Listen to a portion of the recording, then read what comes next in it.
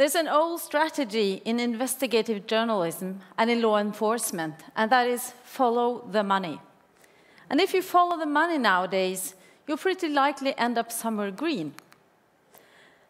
A few years ago, investing in the green economy was something for idealists, not for capitalists. But now, everyone seems to be going green. For instance, Google is powered 100% by zero-emission power, and others follow suit. Nobody seems to want to be the last business stuck with a portfolio inflated by CO2. So today, I would like to say that going green is not only about the environment, but it's also about providing a fundament for future economic growth. Gassnova is Norway's state enterprise for carbon capture and storage, CCS. Our mission is to help the economy go green by capturing CO2 before it reaches the atmosphere and transporting to safe geologic storage. So it is possible to increase production at the same time as reducing emissions towards zero. Gassnova consists of three equally important and interdependent parts. We work with research through the research program called CLIMIT that we run together with the Norwegian Research Council. And we do testing at a fairly large scale of CO2 capture technology. And we do that at the world's largest test center facility, the Technology Center at Mongstad, that we call TCM for short. And we also work on developing this at a full scale. And that is more like an infrastructure for CCS. CO2 capture, transportation, and storage. Why do we do all of these three things at the same time? Well, this is necessary if we are to deploy CCS at a large scale for the future, and that is really what the world needs in order to combat climate change. And it is about time that CCS becomes more accessible. According to both the IEA and the UNFCCC, there are three key solutions to combating climate change. It's energy efficiency, it's renewable energy, and it's large-scale deployment of CCS. And nowhere is CCS more crucial than in industry. And that's because 25% of the world's CO2 emission comes from industry, 1/4. For many industries, there are no alternative other than applying CCS. Why? Because a lot of the CO2 is actually produced in the production processes itself. And that means you can put solar panels on all the cement factories around the world, you will still have very high emissions of CO2. So, and if these emissions, these 25%, are not reduced, there's no way that we can fulfill the Paris Agreement. Just do the numbers. And that's why Norwegian industry is looking for CCS as a solution. And this slide is taken from the Norwegian process industry's own roadmap. And it clearly shows that carbon capture is maybe the most important technology for this industry. But this roadmap also shows you something else. It shows you that CCS not only solves the problem, but also provides opportunities and solutions. With access to CCS infrastructure, the Norwegian industry can safely invest, as expanded production no longer leads to increased emissions. So a complete value chain for CCS opens the door for new businesses, and we heard about this earlier today. One very exciting example is hydrogen. With CO2 storage available, zero-emission hydrogen can be produced from natural gas. And we heard Statoil today talk about this, and they are definitely seriously looking for new business opportunities that has the potential to make natural gas a source of clean energy. They didn't say that in that way, but it is actually about license to operate for the oil and gas business in the future. So why should Norway take the lead on this topic? Well, it's a very easy reason for that. It's because we have done it. We have the experience, we have the knowledge. Since 1996, Statoil has captured CO2 and safely stored it from the Sleipner gas field in the North Sea. And this, I would like to claim, was the first CCS project in the world that was established for environmental reasons, and that was very much helped by a very early on offshore CO2 tax, high CO2 tax, that the Brundtland government introduced in the early 1990s. In 2007, Sleipner was joined by the Snøhvit LNG facilities, where you also have a CCS facility. And the experience gained from these projects, alongside the ecosystem developed in Norway for research and testing of new technology, we feel we have a unique situation and a unique advantage.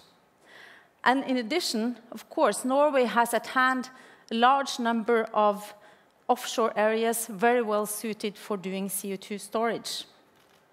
And that's why Norway now is taking the development of CCS one step further.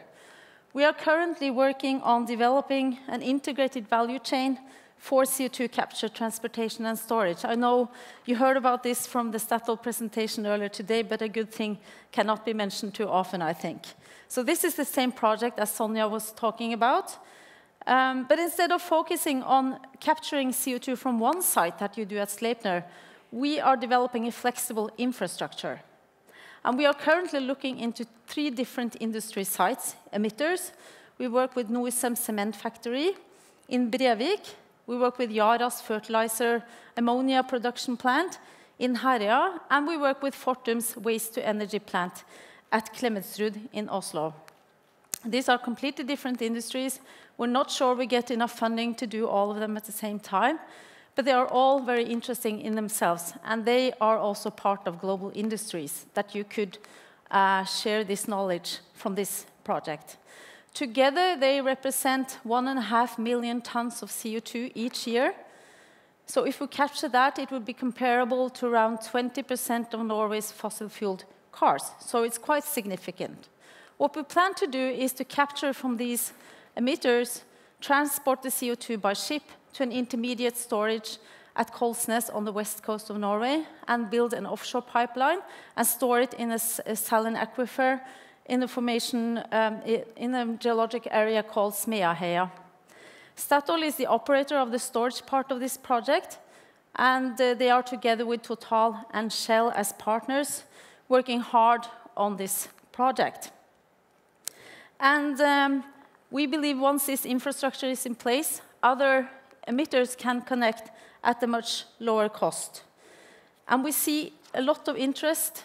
Currently, we have finished concept studies for these 3 emitters, and Statoil is working together with their partners on the concept phase for the storage part that will be delivered by this summer.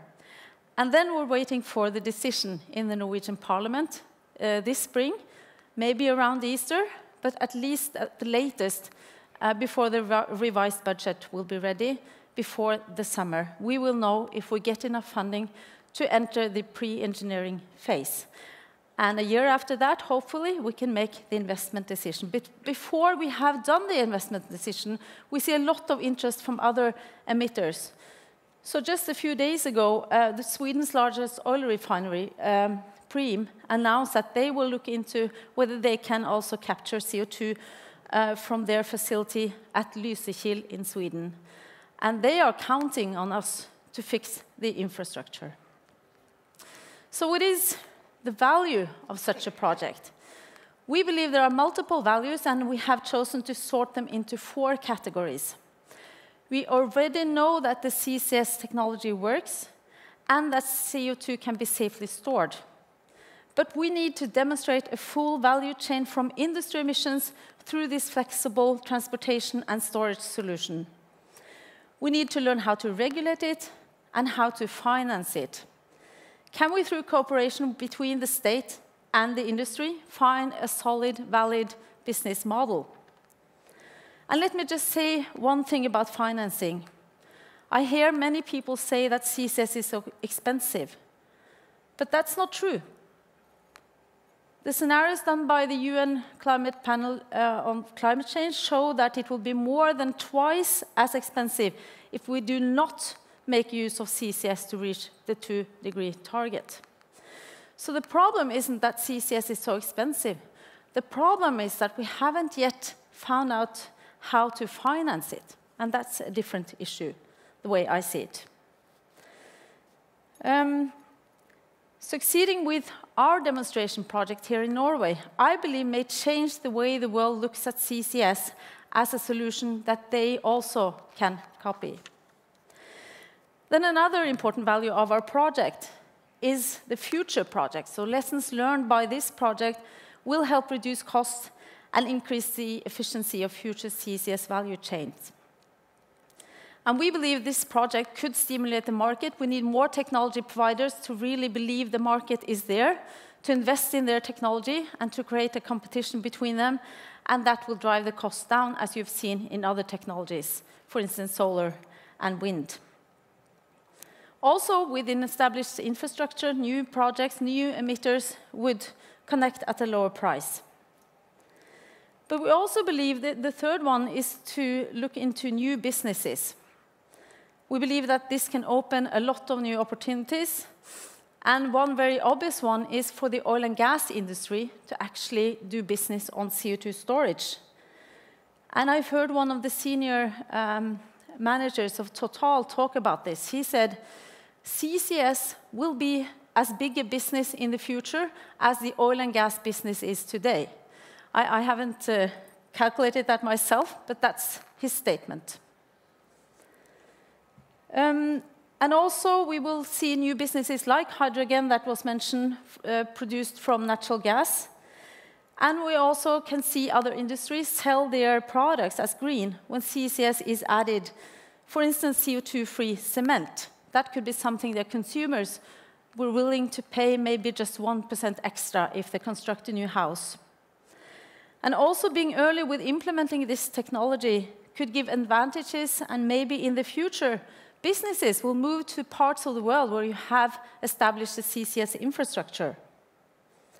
But obviously, the final one, the most important one, why we need to success with CCS, is that it is essential to combat climate change. But we really need to speed up. Things are moving far too slowly with regards to implementing CCS. I think we should look at this as a golden opportunity. The Paris Accord has created a common framework, and we now see that business leaders are re-evaluating their strategies. And we just heard from the previous panels, banks and investment funds are reallocating their capital and looking into climate risk more seriously. And I don't think I've heard today, but we've also seen recently new policy coming in place. So just 2 weeks ago, the US Congress approved a new tax bill, or a prolonged tax bill, promoting CCS, and tax deduction in the range of $50 per ton. That could really change the market for CCS dramatically. At the end of my talk, I would just like to focus on a very important challenge. The CCS debate is still dominated by nerds like myself, and that is actually a problem. The public needs to get on board. People in general need to understand what climate technologies like CCS is about and what opportunities it represents. As I said before, there are 3 alternatives to combat climate change: energy efficiency, renewable energy, and CCS. And we've seen in the recent years, people in general and the politicians, policymakers, and investors understand the importance of energy efficiency and of renewables. And the development of renewable energy is widely supported, and there is public opinion behind financing schemes for solar, wind, and other new energies. Now we need to do the same for CCS. Those of us who work with this technology should talk much less with each other and be more focused on communication with the broader public. And they are actually the ones that elect our politicians. Yes, our key message should continue to be that CCS is essential for stopping global warming, but we also need to provide a positive story. CCS is not only about avoiding catastrophic climate change. It's an investment for the future, for jobs, for new industry, and for future growth in Norway, in Europe, and in the rest of the world. Thank you very much.